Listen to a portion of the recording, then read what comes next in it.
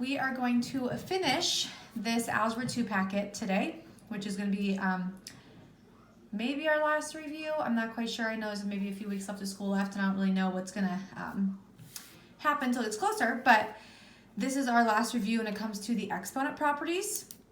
And I think you have a quiz tomorrow or the next day over all the properties together. And the last one we have to finish is when we're dividing exponents.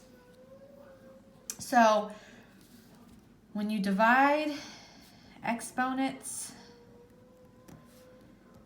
with the same base, you subtract. When I say the same base, that means that they have to be like terms. So for example, x to the 8th over x to the 3rd. We're dividing because we have a fraction. They're both x's, so they're like terms. So we're going to subtract, and you always subtract top from bottom. So 8 minus 3 would be 5. So the answer to that would be x to the 5th. You're putting those x's together by subtracting the exponents. And that's the last property we have to go over. So I'm going to go to the very last page and just practice that a little bit. I'm not going to do all of these.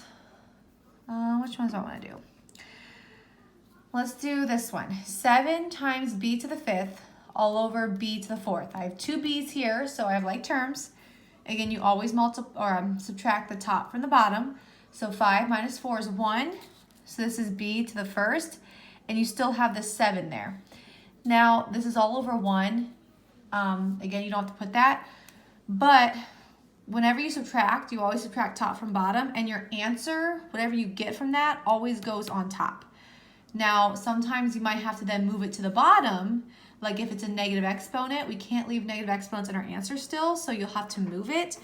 But before you get to that point, regardless, is after you subtract, you always start with it on top. In this case, it can stay on top because we don't have a negative exponent. Let's do this one. 12 times g to the 8th times h to the 4th all over g to the 3rd times h to the 5th. So I have two g's here. Those are like terms, so subtract top from bottom. 8 minus 3 is 5. And I have that 12 on top, and that's going to go on top, g to the power 5. And I have two h's here. Again, top from bottom. 4 minus 5 is negative 1. So I have h to the negative 1, and again, that's all over 1 technically. Now that I put like terms together, I have a negative exponent, this h. So the negative 1 in its base of h has to get moved to the bottom. So on the top, I have 12g to the 5th.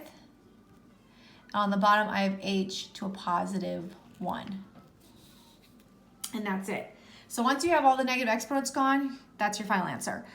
So when you have to take your test over all these properties, none of your answers should have a negative exponent in them. They all need positive exponents. Let's do 13. So this is 2 times x to the 3rd times y to the 8th all over 4 times y to the 2nd. I have two y's here, so subtracting top from bottom, 8 minus 2 is 6. So on the top, I have 2 times, and I have the x to the 3rd, and I'll have y to the 6th. Because again, after you subtract, always start with your answer on top. And on the bottom, all I have left is the 4. Now, I don't have any negative exponents to move, so that's good. However, this isn't completely simplified because 2 over 4, again, these are not exponents, so I don't subtract them. But 2 over 4 can be reduced to 1/2. So I'm going to rewrite this as 1 x to the 3rd, y to the 6th, all over 2. And that's my final answer. So if your numbers out in front can be divided or reduced, you need to do that because that's simplifying it completely. So let's do this one here, and this will be our last one. 3x to the 14th, y to the 11th, all over 18x to the 2nd. So I have two x's here, subtract top from bottom, 14 minus 2. So I have the 3 on top, and 14 minus 2 is 12. So x to the 12th, y to the 11th, and I have left on the bottom is the 18. So again, I put these two x's together, and my answer always starts out on top. I don't need to move anything to the bottom in terms of negative exponents, but 3 over 18 can be reduced to 1 over 6. So I'm going to rewrite this as 1 x to the 12th, y to the 11th, all over 6. And there's my final answer. So these are all your properties that are going to be on your test. Moving the negative exponents to the bottom.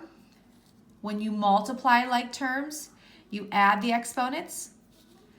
When you have parentheses, you distribute, and you distribute to exponents only. And when you divide and you have like terms, you subtract the exponents. So those are all the properties that will be covered on our quiz.